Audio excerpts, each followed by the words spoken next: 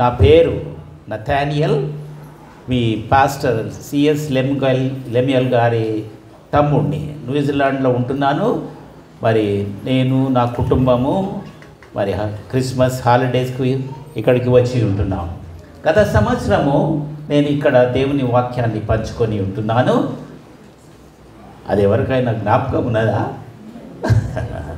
2 కిరీటాలను పోగొట్టుకొని ఉంటున్నామని పంచుకొని ఉంటున్నాను. జీవ కిరీటము, మహిమా కిరీటము. ఆ 2 కిరీటాలను తిరిగి మనము పొందుకొనుటకు యేసు ప్రభు ఈ లోకానికి వచ్చి మరి ఆ కిరీటాలను మనకు అనుగ్రహించినట్టు చూస్తూ ఉంటున్నాము. ఈ మధ్యాహ్న కాల సమయమందు మరి ఈ ఆఖరి ఆదివారం దేవుడు మన పట్ల చేసినటువంటి కొన్ని విషయాలను మనం జ్ఞాపకం చేసుకుంటూ మరి మనము ప్రిపేర్ నూతన సంవత్సరంలోనికి ప్రవేశపెట్టకు ఆయన మనల్ని ఏ విధంగా ప్రిపేర్ చేయాలనేది మనము వాక్యము ద్వారా కొన్ని సత్యాలను తెలుసుకుంటాం. 2వ రాజులు రాసినటువంటి గ్రంథము 3వ అధ్యాయము 15వ వచనము నుంచి మరి 24వ వచనం వరకు చదవాలని కోరుకుంటున్నాను.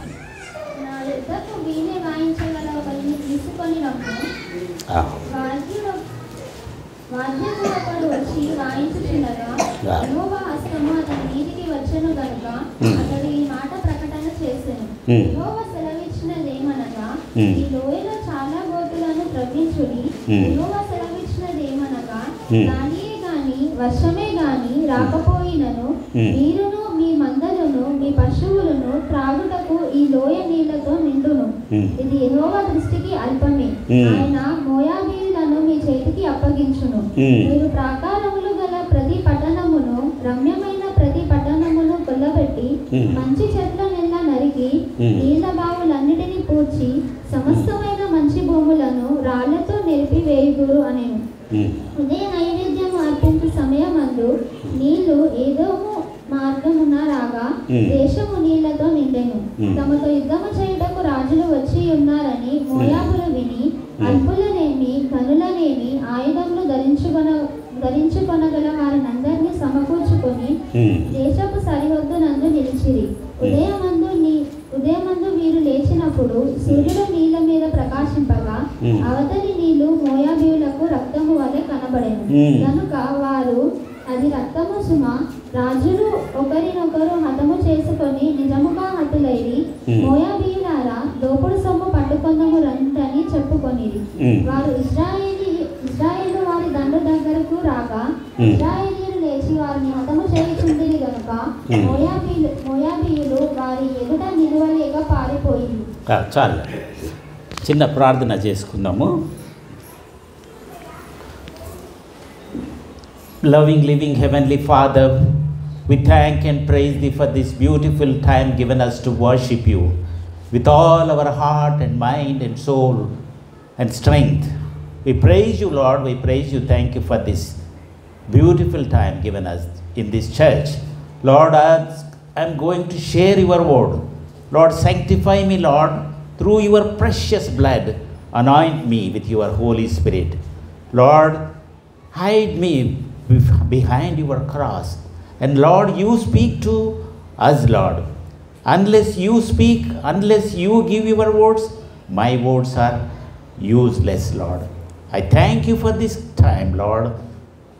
Undertake everything, Lord. Lord, You bless us, each one of us who gathered here. In Jesus' mighty name I pray. Amen. ఇక్కడ మనం చూసినట్లయితే మరి 3 రాజులను మనం చూస్తూ ఉంటున్నాం. ఇశ్రాయేలు రాజులు మరి ఒక లోయ గుండా వెళుతున్నట్టు చూస్తుంటున్నాం. ఈ లోయ గుండా వెళుతున్నప్పుడు ఎందుకు వాళ్ళు అక్కడ వెళుతున్నారనగా ఒక యుద్ధానికి, ఎవరితో యుద్ధాన్ని చేయుటకు? మోయాబీయులు. ఈ మోయాబీయులు ఎవరండి? దేవుని పిల్లలే. మోయాబీయులు, అమోనీయులు దేవుని పిల్లలే. ఈ మోయాబీయులు అబ్రహాము నెవ్యూ అయినటువంటి లోతు పిల్లలు. ఆయన కుమార్తె ద్వారా, మొదటి కుమార్తె ద్వారా లోతుకు అనుగ్రహించినటువంటి మోయాబీయులు, రెండో కుమార్తె ద్వారా లోతుకు అనుగ్రహించినటువంటి సంతానము అమోనియన్స్. ఈ మోయాబీయుల ద్వారానే యేసు ప్రభు ఇచ్చుంటున్నాడు మరలా. ఈ మోయాబీయుల స్త్రీ ఎవరు? రూతు ద్వారానే యేసు ప్రభు వచ్చి ఉంటున్నాడు. అయితే ఇక్కడ మనం కొన్ని విషయాలను తెలుసుకోవాలని కోరుకుంటున్నాను. ప్రతి ఒక్క దేవుని పిల్లలను ప్రిపేర్ చేస్తుంటున్నాడు. ఇక్కడ ఈ రాజులను ప్రిపేర్ లేక తయారు చేయుటకు యెషయా ప్రవక్త ద్వారా వాళ్ళకు ఒక విషయాన్ని బయలుపరుస్తుంటున్నాడు. Dig the ditches in the valley అనగా ఈ లోయలో కాలువలను త్రోవుడి, ఈ లోయలో కాలువను త్రోవుడి. అది యెషయా ప్రవక్త ఈ యొక్క రాజులకు ఆజ్ఞాపిస్తున్నాడు. అది ఏ విధముగా ఆజ్ఞాపించున్నాడు? ఒక సంగీతము ద్వారా ఆయన అడిగి ఆ సంగీతాన్ని పాడుతూ ఉన్నప్పుడు ఆయన మీదికి దేవుని ఆత్మ వచ్చినట్టు మనం ఇక్కడ చదివి ఉంటున్నాం. అప్పుడు ఈ యొక్క యెషయా చెప్పిన మాటలు ఏందనగా, ఈ లోయలో మీరు కాలువలను త్రోవుడి. It is very hard thing. ఇది చాలా కష్టమైన పరిస్థితి. ఎందుకంటే డిగ్గింగ్ అనేది, త్రోవడము చాలా కష్టం. అది ఒక లోయలలో. మరి ఎన్ని లోయలలో ఎన్ని కాలువలు త్రవ్వితే అంత నీటిని వర్షము ద్వారా కాదు, లేకుంటే ఒక నీటి బుగ్గ ద్వారా కాదు, అది దేవునికి అతి అల్పమైన విషయమని మనం చదివి ఉంటున్నాము. అయినప్పటికీ వారికి ఆ లోయలో నీళ్లను దయచేసి ఉంటున్నట్టు చూస్తుంటున్నాము. ఈ నీళ్ళు మనకు ఆశీర్వాదకరంగా ఉండుటకు, ఈ నీళ్ళు విశ్వాసులమైనటువంటి మనము కూడా ఈ యొక్క వాక్యాన్ని మనము త్రోవాల, మనము నేర్చుకోవాలా. అప్పుడు దేవుడు మనకు కొన్ని గూఢ సత్యాలను లేక మనము గ్రహించలేనటువంటి విషయాలను మనకు నూతన సంవత్సరము అనుగ్రహించబోతున్నాడు.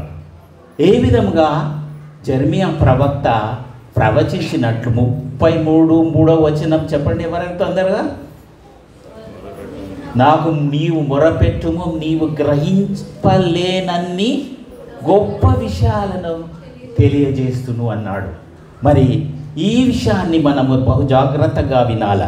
దేవుని సేవకులైనటువంటి పిల్లలు మీతో మాట్లాడినది వినాల. యెషయా ప్రవక్త చెప్పినట్లు ఆ ఆజ్ఞను వాళ్ళు చేసినందుకు వాళ్ళకు 2 విషయాలను మనం చూస్తున్నాం. ఈ నీళ్ళ ద్వారా వారికి విజయము కలిగినది, స్పెక్టాక్యులర్ విక్టరీ ఇస్రాయేల్ రాజులకు కలిగినది.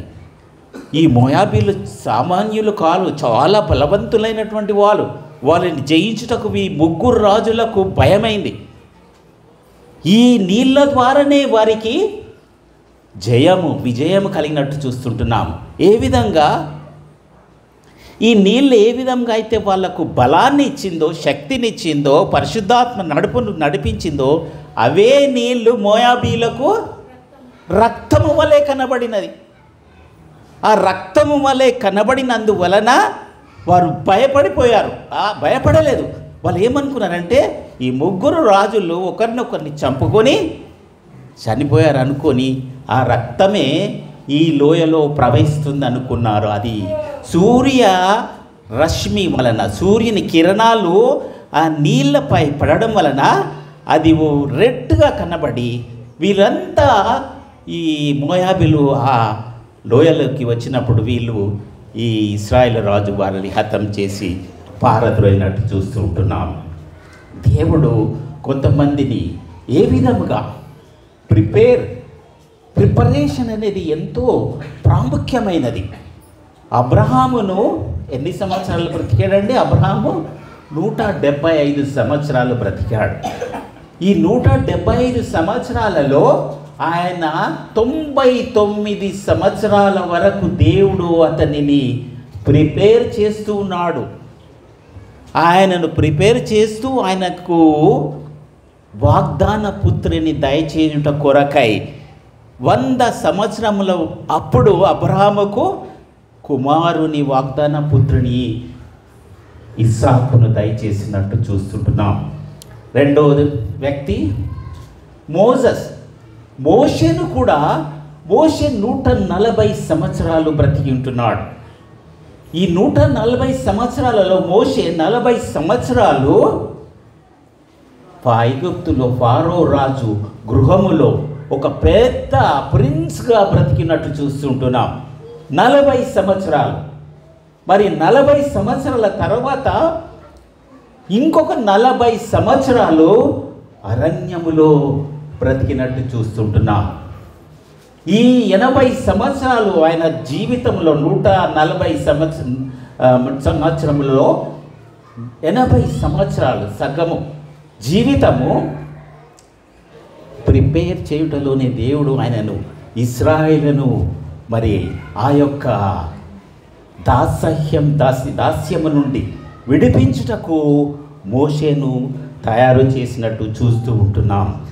నా విషయంలో కూడా నన్ను కూడా దేవుడు ఆయన సేవ కొరకు వాడుకొనుటకు నన్ను 35-40 సంవత్సరాలు దేవునికి అయిష్టంగా ఉన్నప్పుడు దేవుడు నన్ను పట్టుకొని నా యొక్క పాపములను బయలుపరిచి నన్ను రక్షించుకొని ఆయన కొరకు సాక్షిగా నిలవబెట్టినట్టు చూస్తుంటున్నాం. మరి ప్రిపరేషన్ అనేది చాలా ప్రాముఖ్యమైన ఉంటుంది. ఇప్పుడు నేను ఈ వాక్యాన్ని పంచుకోకముందు నా కొరకు మీరంతా ప్రార్థన చేస్తున్నాడు సంఘ కాపరి సంఘస్థులు.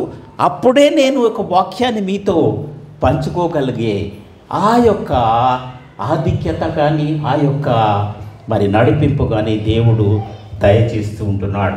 నా జీవితంలో నేను మరి చదువుకునేటప్పుడు ఇంటర్మీడియట్ వరకు నాకు చదువు అంతగా ఎస్ఎస్సి వరకు మంచిగా చదువుకున్నాను. చదివి మా ఫాదర్ స్కూల్ అనేది మంచి 10th క్లాస్లో పాస్ అయిపోయినాను. ఇంటర్మీడియట్లో 3rd క్లాస్ బార్డర్ మార్కులో పాస్ అయిపోయాను. మరి నేను పనిచేసేటప్పుడు ఈవినింగ్ కాలేజీలో చదివేవాడిని. బీఎస్సీ ఈవినింగ్ కాలేజీలో జాయిన్ అయ్యి చదువుతూ పనిచేస్తూ చదువుకుంటూ ఉన్నప్పుడు నాకు ప్రిపరేషన్ కొరకు నా స్నేహితులతో కంబైన్డ్ స్టడీ చేస్తూ ప్రిపేర్ అయ్యి చదువుకున్నప్పుడు నేను 2nd క్లాస్లో పాస్ అయ్యింటున్నాను. మరి ఇంకా నేను నా గురించి ఎక్కువ చెప్పుకోకూడదు, కానీ ఏ విధంగా ప్రిపేర్ కావాలన్న విషయాన్ని చెప్పడానికి నేను ఈ విషయాన్ని చెప్తున్నాను. ఎల్ఎల్బి కూడా పాస్ అయ్యాను కాలేజీకి వెళ్ళకుండానే. ఏ విధంగా ప్రిపరేషన్ అనేది ఇక్కడ మనకు ఇండియాలో గైడ్స్ దొరుకుతాయి, గైడ్స్ తర్వాత మోడల్ పేపర్స్ కూడా దొరుకుతాయి. ఆ మోడల్ పేపర్స్ని నేను తీసుకొని రిపీటెడ్ క్వశ్చన్స్ ఏవైతే ప్రశ్నలు చాలాసార్లు అడుగుతారో అవి ఒక 10 ప్రశ్నలను కరెక్ట్గా ప్రిపేర్ అయినా 10 ప్రశ్నలకు ప్రతి సబ్జెక్టుకు దాంట్లో తప్పకుండా 4 క్వశ్చన్స్ వచ్చినాయి. దేవునికి స్తోత్రం కలుగును గాక. నేను కాలేజీకి వెళ్ళక ముందనే ఆ ప్రిపరేషన్ ద్వారా నాకు ఎల్ఎల్బి డిగ్రీని కూడా అనుగ్రహించినట్టు చూస్తూ ఉంటున్నాం. ప్రిపరేషన్ చాలా ఇంపార్టెంట్. నూతన సంవత్సరంలోనికి మనము వెళ్ళకముందు నీవు నేను మరి ఆ యొక్క దేవుడిచ్చే వాగ్దానాల కొరకు, దేవుడిచ్చే మరి ఆశీర్వాదాల కొరకు విశ్వాసులమైనటువంటి మనము ప్రిపేర్ కావలసిందిగా దేవుడు మనల్ని హెచ్చరిస్తూ ఉంటున్నాడు. మరి రెండో విషయాన్ని చూసినట్టయితే ఈ ప్రిపరేషన్ ద్వారా ఈ యొక్క వాక్యాన్ని మనము తెలుసుకొనుట ద్వారా వాక్యాన్ని మనము గ్రహించి మరి శ్రద్ధతోనూ మరి ఆలోచనతోనూ చదివినట్టయితే దేవుడు మనకు ఎన్నో గూఢ సత్యాలను లేదా ఎన్నో విషయాలను తన వాక్యం ద్వారా బయలుపరుస్తున్నట్టు చూస్తుంటున్నాం. మరి అపోస్తుడైనటువంటి పౌలును మనము చూసినట్లయితే, అపోస్తుడైనటువంటి పౌలు ఆయన పరిచర్యలోకి రాకముందు మరి దేవుడు ఏ విధముగా ఆయనను ప్రిపేర్ చేసి ఉన్నాడో చూద్దాం. యాక్ట్స్ చాప్టర్ 9, అపోస్తుల కార్యములు 9వ అధ్యాయము 6వ వచనము, 15వ వచనము, 17వ వచనం, 19వ వచనమును చదువుకుందాం. లేచి పట్టణములోకి వెళ్ళుము, లేచి నీవు ఏమి చేయవలెనో అది నీకు తెలుపబడునని చెప్పాను.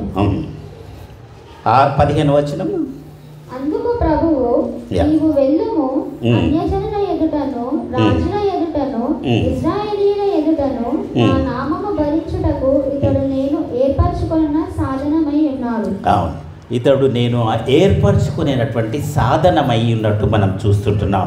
ఇక్కడ ముఖ్యంగా మరి 17వ వచనమున అపోస్తుల కార్యములో యేసు ప్రభు ఆయనను దర్శించినప్పుడు ఆయనకు జరిగినటువంటి విషయాన్ని మనము చూస్తుంటున్నాం. 9వ అధ్యాయము, ఆయన కన్నులు కనబడకుండా పోయినట్టు. అది ఎక్కడున్నదండి? 19వ వచనమా?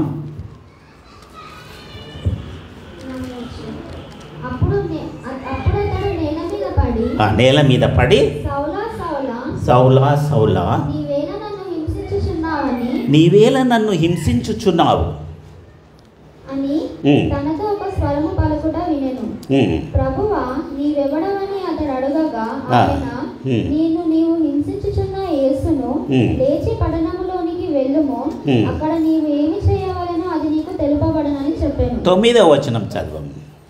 అప్పుడు 3 దినములు చూపు లేక అన్నపానములేమీ పుచ్చుకొనకుండెను. అన్నపానములేమీ పుచ్చుకొనక 3 దినాలు ఆయన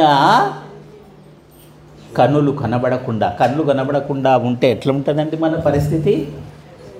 ఏమి చూడలేం. మంచిగా చూసేవాడు కళ్ళు కనబడకుండా పోతే ఏమవుతుందండి? ఎంత ఘోరమైన పరిస్థితి ఉంటుంది.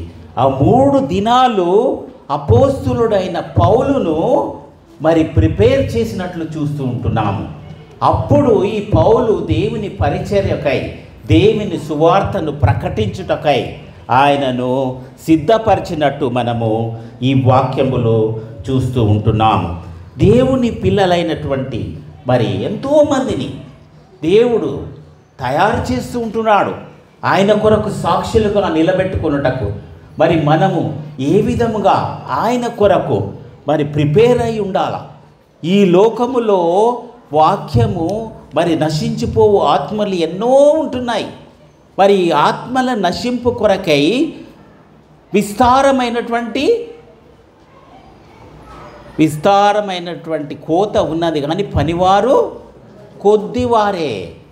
మరి ఈ కోయుటకు, విస్తారమైన వాక్యాన్ని ప్రకటించుటకు, ఇతరులను తన యేసు వైపు త్రిప్పుట కొరకు మనము విశ్వాసులమైనటువంటి మనము తయారు కావాలి. మరి దేవుని సువార్తను ప్రకటించుటకు మరి అపోస్తుడైన పౌలు ఏ విధంగా మరి ప్రిపేర్ అయి ఆయన ఇతరుల ఆత్మ రక్షించుటకు ఏ విధంగా వారి ప్రిపేర్ చేయబడ్డాడో నీవు నేను ఆ విధముగా తయారు చేయుటకు మనము ప్రిపేర్ అయి ఉండవలెను. రెండవ విషయాన్ని మీతో పంచుకోవాలని కోరుతున్నాను. ఇదే అపోస్తుల కార్యము 10వ అధ్యాయంలో ఒక వ్యక్తి ఏ విధముగా ప్రార్థన చేసి మరి ఇంకొక వ్యక్తిని ప్రిపేర్ చేసి సువార్తను ప్రకటించుట కొరకు చేశాడో మనము అపోస్తుల కార్యము 10వ అధ్యాయములో 1వ వచనము నుంచి 3వ వచనం వరకు చదువుకుంటాము. ఇటలీ పటాలములో శతాధిపతి అయిన కొర్నేలియను భక్తిపరుడొకడు. ఇక్కడ చూసారా మీరు? కొర్నేలియస్ చాలా క్యాప్టెన్, 100 మందికి శతాధిపతికి ఈయన క్యాప్టెన్ అయి ఉంటున్నాడు. ఆయనను మరి ఆయన అంత మాత్రమే కాకుండా ఆయన భక్తిపరుడు. ఆయన ఎంతో దేవుని యందు భయభక్తి గల వాడుగా మనము చూస్తూ ఉంటున్నాం. 2వ వచనం చదవండి. అతడు తన ఇంటి వారందరితో కూడా దేవుని యందు భయభక్తులు గలవాడయుండి ప్రజలకు బహు ధర్మము చేయొచ్చు. అంత మాత్రమే కాకుండా ప్రజలకు బహు ధర్మము చేయొచ్చు. ఎల్లప్పుడూ దేవునికి ప్రార్థన చేసేటటువంటి వాడంట. ఈ కొర్నేలి శతాధిపతి అయినప్పటికీ మరి భక్తిపరుడుగా ఉంటూ మరి ఎల్లప్పుడూ దేవునికి భయపడుచు దేవునికి ప్రార్థన చేస్తూ ఉంటున్నట్టు మనం చూస్తుంటున్నాం. ఎందుకు ఈయన ప్రార్థన జ్ఞాపకం చేసుకున్నాడు అంటున్నాడు దేవుడు? కొర్నేలి, నీ ప్రార్థనలు నాకు జ్ఞాపకార్థముగా చేరినవని 5వ వచనంలో చూస్తున్నాం. అతడు దూత వైపు తేరి చూచి భయపడి, ప్రభువా యేసు ఏమని అడిగెను. అందుకు దూత, నీ ప్రార్థనలు నీ ధర్మకార్యములను దేవుని సన్నిధికి జ్ఞాపకార్థముగా చేరినవి. మరి నీవు నేను చేసేటువంటి ప్రార్థనలు దేవుని సన్నిధికి జ్ఞాపకార్థంగా చేరుతున్నాయా, లేక ఈ రూఫ్ వరకే పోతున్నాయా? ఆ శతాధిపతి అనగా 100 మందికి మరి క్యాప్టెన్గా ఉన్నటువంటి ఎంత బిజీ పర్సన్ అయి ఉంటున్నాడు. ఎంత బిజీ పర్సన్ అయినప్పటికీ కూడా ఆయన దేవునికి భయపడుచు దేవునికి ప్రార్థన చేస్తున్నట్టు చూస్తూ ఉంటున్నాం. ఈ ప్రార్థనలను దేవుడు జ్ఞాపకము చేసుకున్నాను అంటున్నాడు. ఈ ప్రార్థనలను జ్ఞాపకము చేసుకొని మరి ఇంకొక వ్యక్తిని ప్రిపేర్ చేసినట్టు చూస్తూ ఉంటున్నాం. ఈ ప్రార్థనలు దేవుడు జ్ఞాపకం చేసుకొని ఇదే అధ్యాయంలో దేవుడు మరి పేతురును ప్రిపేర్ చేసి వాక్యాన్ని ప్రకటించుటకు ప్రిపేర్ చేసినట్టు చూస్తూ ఉంటున్నాము. మరి ఆ విషయాన్ని నేను చెప్పేదానికంటే మనము బైబిల్లో చదివితే మనకి ఇంకా చాలా స్పష్టంగా అర్థమవుతున్నది. మరి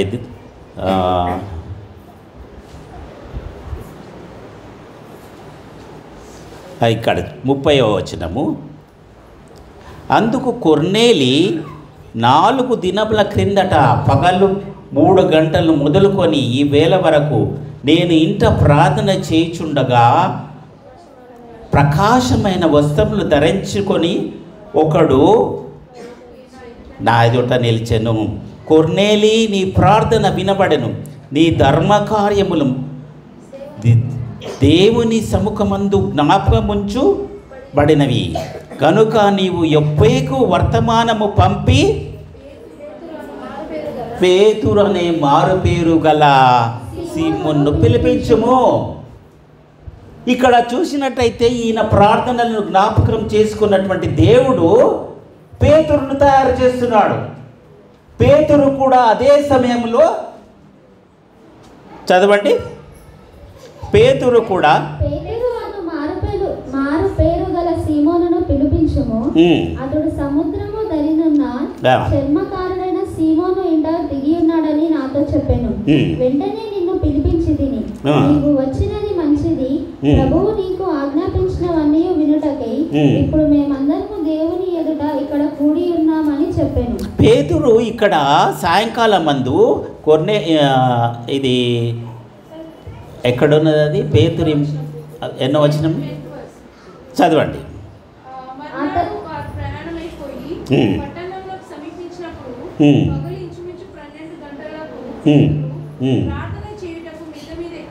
ప్రార్థన చేయుటకు అదే సమయాన పేతురు కూడా ప్రార్థన చేయుటకు మిద్దె మీదకి ఎక్కినట్టు చూస్తుంటున్నాము.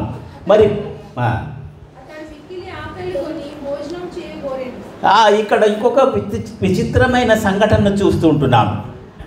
దేవుడు ఏ విధంగా అతన్ని మరి ప్రిపేర్ చేసినట్టు చూస్తున్నాము. ఆయనకు ఆకాశము నుండి ఒక దుప్పటి వలె చదవండి, అది కూడా దాంట్లోనే ఉంది.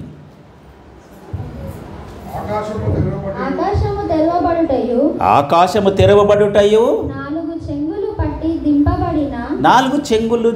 పట్టి దింపబడిన పెద్ద దుప్పటి వంటి ఒక విధమైన పాత్ర భూమి మీదికి దిగివచ్చుట ఈ అపోస్తలుడైనటువంటి పేతురు చూస్తున్నట్లు చూస్తూ ఉంటున్నాం. అక్కడ దుప్పటిలో ఏమి ఉంటున్నవి? అందులో భూమి యందు సకల విధములైన చతుష్పాద జంతువులను, ప్రాకు పురుగులను, ఆకాశ పక్షులను ఉండెను. అక్కడ వివిధమైనటువంటి ఈ జీవులు ఆ యొక్క దుప్పటిలో ఉన్నట్టు పేతురు చూస్తూ ఉంటున్నాడు. మరి దేవుడు కొన్ని పరిశుద్ధమైనటువంటి జీవులు, అపరిశుద్ధమైనటువంటి జీవులను సృష్టించినట్టు చూస్తూ ఉంటున్నాం వాక్యములో. అయితే దేవుడు ఈయనకు ఆ కళ ద్వారా ఏమని చెప్తున్నాడు? అవన్నిటిని చంపుకొని తిను, అవన్నీ చంపుకొని తినమంటే పేతురు ఏమంటున్నాడు? అయితే పేతురు వద్దు ప్రభువా, నిషిద్ధమైనవి అపవిత్రమైనది ఏదైనాను నేను ఎన్నడూ తినలేదయ్యా, ఈ అపవిత్రమైనటువంటి జీవులను నేను ఎన్నడూ తినలేదయ్యా, మరి నీవు తినమని నాకు ఆజ్ఞాపిస్తున్నావు, ఈ విషయం ఏంది? ఆయనకు అర్థం కాల. ఇప్పుడు కొంతమంది మనం ఏమనుకుంటామంటే యేసు ప్రభువు అన్ని జంతువులను పరిశుద్ధపరచడం అన్ని తినొచ్చు అనుకుంటున్నారు. ఇది ఆ విషయం గురించి కాదు. ఏ జీవినైనా తినొచ్చు అనుకుంటున్నారు. ఎందుకొరకనగా పేతురుకు ఈ దర్శనం ద్వారా బయలుపరచండి. కానీ అది కాదండి. మనము మా బ్రదర్ లెమియర్లు నేను చాలా ఆశ్చర్యపడతాను. 10 ఏళ్ల నుంచి చూస్తున్నా, ఆయన ఎక్కడికి ఏ పార్టీకి వచ్చినా ఆయన పక్కన కూర్చుంటే ఆయన తీసి పడ్డ ముక్కలన్నీ నాకే వేస్తాడు. నిన్న మేము అది ఎందుకొరకనగా దేవుని పిల్లలు, దేవుడు అభిషేకించిన పిల్లలు, మనము మన ఆరోగ్యం విషయం కూడా మనం బహు జాగ్రత్తగా ఉండాలి. ఏది పడితే అది తినుకుంటా పోతాను నేను, ఏది పడితే. దేవుడు నాకు ఒక దర్శనాన్ని ఇచ్చాడు. దేవుడు నాకు గత సంవత్సరము నాకు ఒక దర్శనాన్ని ఇచ్చాడు. నీవు పోర్కుని తినకూడదు అని. గత సంవత్సరము నుంచి మా కొడుకు, డాడీ ఇలా పోర్క్ చేసుకున్నాము, ఓ వెరీ టేస్టీ, తింటావా? నేను తినలే. ఇప్పటి వరకు ఇంకా నేను తినకూడదు. అది నాకు స్పష్టంగా దేవుడు బయలుపరచు. కొన్ని జీవులను మనం తినడు. ఈ కోవిడ్ ఎందుకు వచ్చాదండి? ఈ చైనీస్ ఏది పడితే అది తిన్నారు. ఏది పడితే అది తిని వారికి ఆ విధమైనటువంటి వారి కోవిడ్ ప్రపంచ దేశాలన్నిటిలో వ్యాపించినట్టు చూస్తూ ఉంటున్నాం. మరి మనము కొన్ని అపవిత్రమైనటువంటివి తినకూడదు. అపవిత్రమైనది. హిందువులు ఎంత జాగ్రత్తగా ఉంటారండి. వాళ్ళు ఉపవాస ప్రార్థన చేసినప్పుడు చాలా నిష్టగా, చాలా భక్తిగా ఉంటారు. దేవుని పిల్లలైనటువంటి మరి నిన్ను నన్ను దేవుడు ఏర్పాటు చేసుకున్నటువంటి పిల్లలు చీకటి నుండి వెలుగులోనికి తీసుకొని వచ్చిన వాడి గుణాతిశయాలను ప్రకటించుట కొరకు నిన్ను నన్ను రాజులుగాను యాజకులుగాను ఏర్పాటు చేసుకొని ఉంటున్నాడు. 1 పేతురు 2వ అధ్యాయం 9వ వచనంలో చూసినట్టే చదవండి. 1 పేతురు 2వ అధ్యాయం 9వ వచనం.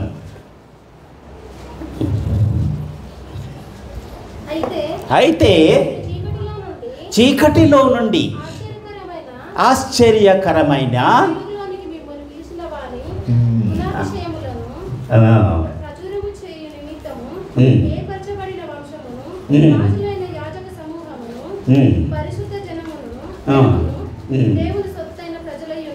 పరిశుద్ధ జనమైన దేవుని సొత్తై ఉన్నారు.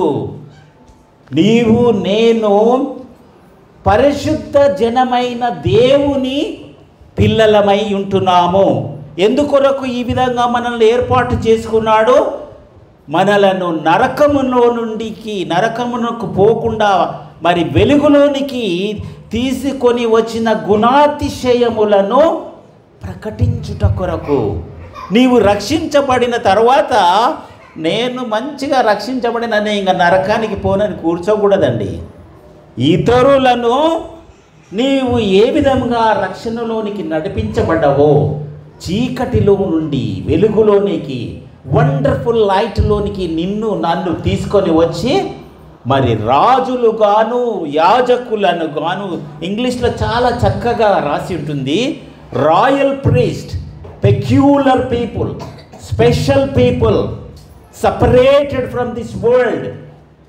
మరి ఈ ప్రపంచంలో ఇతరులతో మనల్ని చూసినట్టయితే యేసు ప్రభువును మనలో చూడాలా. నేను నా భార్య గత సంవత్సరం వచ్చినప్పుడు మలేషియా ఎయిర్పోర్ట్లో దిగినాము. అక్కడ ట్రాన్సిట్ 1 అవర్ ఉంటుంది. మేము లైన్లో నిలబడి వెళ్తున్నాము. ఒక చైనీస్ అతను వచ్చాడు, పాల్ ఆయన పేరు. వచ్చి మీరు క్రైస్తవులా అని అడుగుతున్నాడు. నీకెట్లా తెలుసా మేము క్రైస్తవులమని, మీరు విశ్వాసులా అని అడుగుతున్నాడు. అనగా నేను ఎక్కువ చెప్పుకోవడానికి కాదు, మన రూపు రేఖలు, మన వైఖరిని చూసి ఇతరులు యేసు ప్రభువును చూడాలా, మనలో యేసు ప్రభువును చూడాలా. అప్పుడు నేను ఇతరులను చీకటి నుండి వెలుగులోనికి రప్పించే పిల్లలముగా ఉంటున్నాము. హల్లెలూయా, హల్లెలూయా, ఆల్ గ్లోరీ టు గాడ్. ప్రతి విశ్వాసి, ఇక్కడ కూర్చున్నటువంటి ప్రతి విశ్వాసి కూడా ఒక రాజుగా చేసి ఉంటున్నాడు, ఒక యాజకునిగా చేసి ఉంటున్నాడు. కాబట్టి ఆయన కొరకు సాక్షులుగా ఉండాలని దేవుడు మనతో మాట్లాడుతున్నాడు. మనకి ఈ విషయాలన్నీ తెలుసు. మరి తిరిగి మళ్ళా నేను ఏమి జ్ఞాపకం చేయటం వలన మీకు బలము, ఇంకా ఎంకరేజ్ కావాలని నేను ఈ యొక్క వాక్యాన్ని మీతో పంచుకుంటున్నాను. అయితే ఈ పేతురుకు కనబడిన దర్శనము ఆయన ఏమై ఉంటున్నది, ఇది ఆయనకు ఏమని దేవుడు సెలవిస్తున్నాడంటే, నేను పవిత్రపరిచినటువంటి వాటిని నిషిద్ధమైనవి అనకూడదు అని తెలియజేసి ఉంటున్నాడు. అయితే ఈ పేతురు ఎవరండి? పేతురు అపోస్తలుడైన పేతురు ఎవరు? యేసుక్రీస్తుకు శిష్యుడే కదా, శిష్యుడే. ఆయన యేసు ప్రభుతో శిష్యుడుగా ఉన్నప్పటికీ ఈయన కొర్నేలి ఒక యూదుడు కాదు. కొర్నేలి ఒక వేరే జాతి వాడు. ఆయన దగ్గరకు వెళ్ళుటకు, సువార్తను ప్రకటించుటకు వెనుకాడుచున్నాడు. నేను యేసుక్రీస్తుకు శిష్యుగా ఉండి, యూదునిగా ఉండి, నేను వారికి బోధ చేయుటకు నేను వెళ్ళాలనా అని ఒక విధమైన ప్రశ్న ఆయనలో ఉంటున్నప్పుడు దేవుడు ఈ దర్శనాన్ని ఆయనకు చూపిస్తూ ఉంటున్నాడు.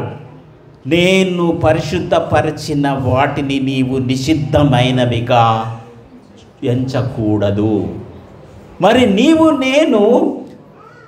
మరి అన్యులకు సువార్త ప్రకటించడానికి ఏర్పాటు చేసుకుని ఉంటున్నాడు. కాబట్టి ఈ యొక్క దర్శనం ద్వారా పేతురుకి ఏ విధంగా దేవుడు మాట్లాడాడు. ఈ నూతన సంవత్సరంలోనికి వెళ్ళకముందు మనం ఒక తీర్మానాన్ని చేసుకున్నాలా. నీకు సమయము దొరికినప్పుడు, నీకు వీలు కలిగినప్పుడు, యేసు ప్రభువు నీలో నాలో చేసినటువంటి రక్షణ కార్యాన్ని ఇతరులకు పంచుట వలన వారిని నీవు దేవుని వైపు తిప్పుచున్నవాడవైతున్నావు. కాబట్టి ఈ దర్శనము ద్వారా పేతురు తెలుసుకొని ఈ దర్శనాన్ని ద్వారా అప్పుడు ప్రిపేర్ అయిపోయాడు వాక్యాన్ని ప్రకటించడం. అంతవరకు దేవుని వాక్యాన్ని, సువార్తను ప్రకటించుటకు ఆయన రెడీగా లేనట్టు చూస్తూ ఉంటున్నాం. మరి దేవుడు మనలందరినీ సిద్ధపరిచి రక్షణలోకి నడిపించిన తర్వాత మనం చేయాల్సినది ఏందనగా, మనం ఈ లోకములో జన్మించిన తర్వాత మనమందరము మరణిస్తాం అనుకుంటున్నాము. కానీ we're not going to die, we're going to fly. ఆకాశములో విశ్వాసులమైనటువంటి మనము దేవునితో కూడా యేసు ప్రభు తన పరిశుద్ధ దూతలతోనూ పరిశుద్ధ భక్తులతోనూ is going to come with wonderful angels, wonderful saints, wonderful God, and we're going to fly with him. ఆకాశ మండలములో రెప్పపాటులోనే, in twinkling of eye, we're going to change and we're going to become saints. Hallelujah. అయితే ఆయనతో కూడా మరి ఎగిరిపోవడానికి మనము ఎల్లప్పుడూ సిద్ధముగా ఉండాలా, ప్రిపేర్ అయి ఉండాలా. If you not prepare, you are going to leave, you are going to walk, you are not going to fly. So విశ్వాసులైనటువంటి మనము దేవునితో ఎగిరిపోవాలని కోరుకున్నటకు మనము సిద్ధముగా ఉండాలా.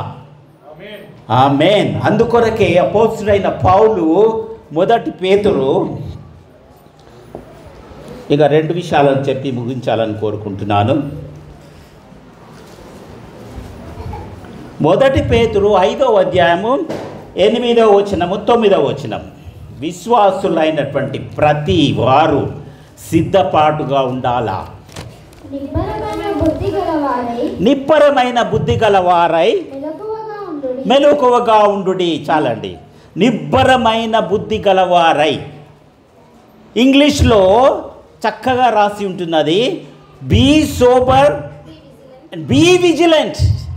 సోబర్ అనగా, బీ సోబర్ అనగా హుందాగా ఉండాలా, లేక మత్తులై కైపులై ఉండకూడదు, నిద్రమత్తులై ఉండకూడదు. అందుకే అపోస్తలుడైన పౌలు మనకు స్పష్టంగా తెలియజేస్తుంటున్నాడు, బీ సోబర్. చాలామంది అయితే దేవుని వాక్యాన్ని వినేటప్పుడు నిద్ర వచ్చేస్తుంటుంది. అయితే దేవుడు అపోస్తలుడైన పౌలు ద్వారా మనతో మాట్లాడుతున్నాడు. ఏందండి, ఆయన రెండో రాకడ ఆయన వచ్చినప్పుడు మనము రెడీగా ఉండాలా, ప్రిపేర్ అయి ఉండాలా.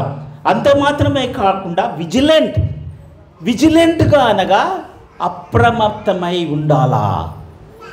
ఒక విజిలెంట్ ఆఫీసర్ గురించి నేను చెప్తాను.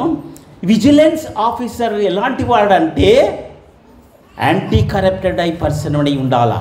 మా బంధువులలో మరి హెబ్రోన్లో ఉండేవాడు ఆల్బర్ట్ త్యాగరాజ్ బ్రదర్ అని, డిఎస్పి యాంటీ కరప్షన్ డిపార్ట్మెంట్లో ఉండి ఆయన ఆ డిపార్ట్మెంట్లో పని చేయలేకపోయాడు. ఎందుకంటే ఆయన లంచాలు తీసుకోవాలా. పెద్ద పెద్ద కమిషనర్స్ కానీ మినిస్టర్స్ను కానీ ఆయన యాంటీ కరప్షన్ క్రింద అరెస్ట్ చేయగలే కెపాసిటీ ఆయనకుంది. అయితే మినిస్టర్లు రికమెండేషన్స్లు వచ్చినప్పుడు ఆయన ఒత్తిడికి లోబడి అది చేయలేకపోతున్నాడు. అందుకని ఆయనకు ఏం చేశారంటే, అది చేయనందుకు ఆయనను విజిలెన్స్ ఆఫీసర్ బిహెచ్ఎల్ కంపెనీలో మొట్టమొదట ఆయనను వేశారు.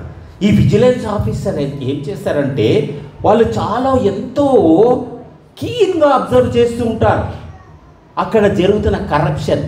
బిహెచ్ఏలో కొన్ని ఎన్నో ఆర్డర్స్ వస్తుంటాయి, అవన్నీ ఈయన కింద ఆయన విజిలెంట్ ఆఫీసర్గా ఉంటున్నారు. మరి అంత మాత్రమే కాకుండా అక్కడి నుంచి ఆయనకు ఇంకొక డిపార్ట్మెంట్కి వేశారు, ఇంకా పెద్ద డిపార్ట్మెంట్లో. అప్పుడు నేను ఆయనను పోయి కలిసినాను. రైల్వేస్లో ఇంకా కరప్షన్ ఎక్కువ ఉంటుంది.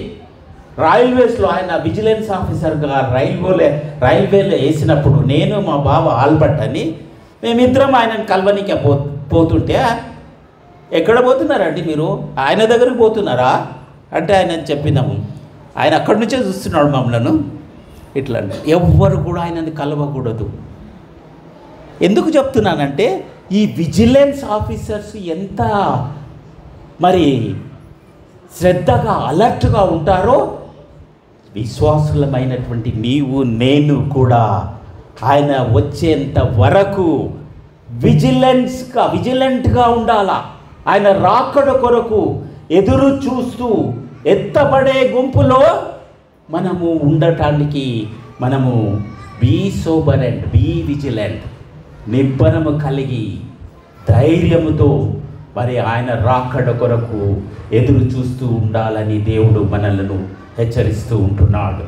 ఒకవేళ నీవు నిద్రమత్తులై ఉండి మత్తులై నిద్రపోతూ మరి బుద్ధి లేని కన్యకల వలె విడువబడితే నీ పరిస్థితి అంతే. వైజ్ వర్జిన్స్ లాగా మనం ఉండాలా. బుద్ధి గల కన్యకల వలె నీవు నేను ఉన్నట్టయితే యేసు ప్రభు వచ్చినప్పుడు నీవు నేను ఎత్తబడుతాము. మనము సిద్ధెలలో నూనె ఉంచుకొని మరి ఆయన రాకడ కొరకు ఎదురు చూస్తూ ఎల్లప్పుడూ సిద్ధముగా ఉండుటకు ఈ నూతన సంవత్సరము మరి మనకు ఈ పాత సంవత్సరం నుంచి నూతన సంవత్సరంలోకి వెళ్ళేటప్పుడు మనము ఈ ప్రిపరేషన్ అనేది చాలా ఇంపార్టెంట్ అయి ఉంటున్నది. దేవుడు చేసే ఉట్టి వాగ్దానాల కొరకు నీవు ప్రిపేర్ అయి ఉండకూడదు. ఆ వాగ్దానాలు నీ పట్ల నెరవేరేటట్టు నీవు ప్రార్థన పూర్వకంగా వాగ్దానాన్ని తీసుకొని ఉండాలి. ప్రార్థన చేస్తూ ప్రార్థనలో ఉంటూ, దేవా ఈ నూతన సంవత్సరము నాకు నూతన మరి ప్రామిస్ను నీవు దయచేస్తున్నందుకు నీకు స్తోత్రాలు. ఆ ప్రామిస్ నాలో నెరవేరేటట్లు నీవు సహాయం చేయి, ప్రిపేర్ చేయని ప్రార్థన చేయాలి. ఈ సంవత్సరము నాకు చాలా దేవుడు కొన్ని విషయాలలో మరి దేవునికి చిత్తమై ఉంటున్నది. నాకు అనారోగ్యమును అనుగ్రహించాడు, దేవునికి స్తోత్రము. నా భార్యకు అనారోగ్యమును అనుగ్రహించాడు, దేవునికి స్తోత్రము. నా కుమార్తెకు అనుగ్రహించుంటున్నాడు, దేవునికి స్తోత్రము. నా కుమారునికి మరి నా కోడలకు దేవుడు ఇద్దరు ట్విన్స్ని అనుగ్రహించుంటున్నాడు. 10-12 నెలల లోపటినే వారు గర్భములోనే మరణించిపోయి ఉంటున్నాడు. వారాలు 10-12 వారాల లోపటనే వాళ్ళు 10వ వారంలో వాళ్ళు బ్లడ్ టెస్ట్ చేసి పిల్లలు ఇద్దరు మంచిగా ఉన్నారు. 12వ వారానికి స్కానింగ్కి వెళ్ళినప్పుడు వారి హార్ట్ పనిచేయడం లేదన్నారు. మా కొడుకు మా కోడలు ఎంతో కృంగిపోయి ఎంతో బాధతో యోబును జ్ఞాపకం చేసుకొని ఒక పాటను మా కుమారుడు కంపోజ్ చేసి వారిద్దరూ పాడి ఉంటున్నారు. All glory to God. దేవుడు మనకు మంచినే చేస్తే మనము దేవుని స్తుతించకూడదు. మనకు ఆయన చిత్తం ఏమైనదో మనకు తెలియదు. ఎవరు ఆయనను ప్రశ్నించగలరు? దేవుని నీవెందుకు నాకు ఈ విధంగా చేసినావని. Nobody can question him because he is God. He knows everything. దేవుడు మనకి ఏమి ఇవ్వాలా ఏమి ఇవ్వకూడదనేది ఆయనకు తెలుసు. కానీ దేవుని మరి చిన్న సాక్ష్యాన్ని చెప్పి ముగిస్తాను. ఇది ఇక్కడ వచ్చినాక దేవుడు నాకు ఏ విధంగా సహాయం చేసినాడో చెప్పి మరి నేను ముగిస్తాను. నాకు మోకాళ్ళ నొప్పి, సడన్గా ఈ మోకాళ్ళ నొప్పి స్టార్ట్ అయింది 2 నెలల క్రితం. అది ఎంత నొప్పి అంటే నడుస్తూ ఉంటే నడవలేక, మోకాళ్ళ మీద ప్రార్థనకు కూర్చోవాలంటే కూర్చోలేక, ఇట్లా కాళ్ళు ట్విస్ట్ చేసి కూర్చోలేక నిలబడి అంత బాధతో బాధపడేవాడిని. అటువంటి పరిస్థితిలో నేను డాక్టర్ను అక్కడ న్యూజిలాండ్లో జీపీ అనగా జనరల్ ప్రాక్టీషనర్ దగ్గరికి ఎప్పుడన్నా వెళ్ళొచ్చు చూయించుకోవచ్చు. కానీ ఆ డాక్టరు ఎంతసేపు టైం ఉందో ఒక 5 minutes చెప్పి ముగిస్తాను. ఆ పరీక్షించి చేసిన తర్వాత ఆమె మెడిసిన్స్ నొప్పి కొరకు రాసింది, వేసుకున్నాను, ఏం తగ్గలేదు. ఎక్స్రేకి రాసింది, ఎక్స్రేలో ఏముంటుందో తెలుసుకొని మందులు రాయాలని. ఎక్స్రే కొరకు అక్కడ రాసిన తర్వాత ఆ ఎక్స్రే చూసి మరి స్పెషలిస్ట్ చూడాలా, ఆర్థోపెడిక్ సర్జన్. అవన్నీ చేయాలంటే అక్కడ మాకు టైం పడుతుంది. 1 నెల 2 నెలలు వెయిట్ చేయాల్సి వస్తుంది. అయితే దేవుడు విచిత్రంగా మమ్మలను ఇండియాకి తీసుకొని వచ్చి ఉంటున్నాడు. ఈ ఇండియాకి తీసుకొని వచ్చినాక ఒకే దినములో మరి స్పెషలిస్ట్ ఆర్థోపెడిక్స్ సర్జన్ చూడడం జరిగింది, ఎక్స్రే రిపోర్ట్ రావడం జరిగింది. ఫిజియోథెరపీ కూడా, టోనీకి తెలుసు ఫిజియోథెరపీ కూడా ఎంతో ప్రాముఖ్యమైనది. ఈ మా ఇజ్రాయెల్ బ్రదర్ కొడుకు అక్కడ పట్నం మహేందర్ రెడ్డి హాస్పిటల్లో పనిచేస్తున్నాడు ఫిజియోథెరపిస్ట్గా. అన్ని పరీక్షలు, అన్ని ట్రీట్మెంట్లు ఒకే దినములో జరిగించటకు చేసినాడు. మరి ఇప్పుడు నేను నిలబడగలను, కూర్చునగలను, మోకాళ్ళ మీద ఉండి ప్రార్థన కూడా దేవునికి స్తోత్రము కలుగును గాక. నీవు విశ్వాసముతో మరి దేవుని అడిగినట్లయితే ప్రతి విషయంలో, ప్రతి చిన్న విషయంలో అయినా కూడా, చిన్న విషయం ఇదంతా అయినాక కూడా నా ఫోన్ పోయింది, ఆ ఫోన్ కూడా దొరికేటట్లు దేవుడు నాకు సహాయం చేసినాడు. అదే హాస్పిటల్లో ఈ రిపోర్ట్స్ అన్నీ వచ్చి అంత హ్యాపీగా వెళ్తుంటే ఫోన్ అక్కడ పెట్టి మర్చిపోయాను. ఆ ఫోన్లో చాలా ఇంపార్టెంట్ థింగ్స్ ఉన్నాయి. ఫోన్ కాస్ట్ వదిలిపోయండి, అది ఎట్లన్నా నాకు రావాల దేవా, అది పోయినది నాకు దొరకాల దేవా అని చిన్న ప్రార్థన చేసుకుంటూ వలన అది మళ్ళా నాకు దొరికేటట్లు చేసి ఉంటున్నాడు. విశ్వాసులమైనటువంటి మనము దేవుని అందు విశ్వాసముంచి ఏది అడిగితే అది మనకు అనుగ్రహిస్తాడు. కాబట్టి దేవునికే మహిమ కలుగును గాక. నూతన సంవత్సరములో ప్రవేశించక ముందు నిన్ను నన్ను ఆ పరిశుద్ధాత్మ దేవుడు మరి ప్రిపేర్ చేస్తూ నూతనముగా జీవించుటకు, నూతనముగా ఇతరులను ఆయన రక్షణలోనికి నడిపించుటకు ఆ పరిశుద్ధాత్మ దేవుడు మనకందరినీ ప్రోత్సహిస్తూ బలపరుస్తూ ఇంకా దేవుని మహిమలో బలముగా వాడుకొనబడినట్లు సహాయము చేయునుగాక. ఈ సంఘమును గురించి నేను ప్రార్థన చేస్తున్నాను, ఈ సంఘము నా గురించి ప్రార్థన చేసింది. నేను అక్కడ కూడా మా సహోదరుడు నేను అక్కడ ప్రార్థన కూటాలను జరుపుటకు ఆయన ఫైనాన్షియల్గా హెల్ప్ చేశాడు, మరియు ప్రేయర్స్ ద్వారా కూడా హెల్ప్ చేస్తూ ఉన్నాడు.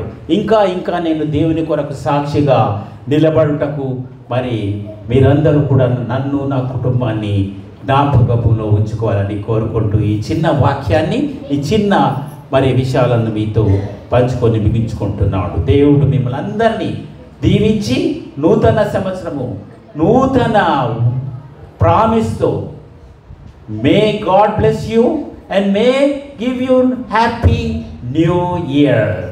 Praise God.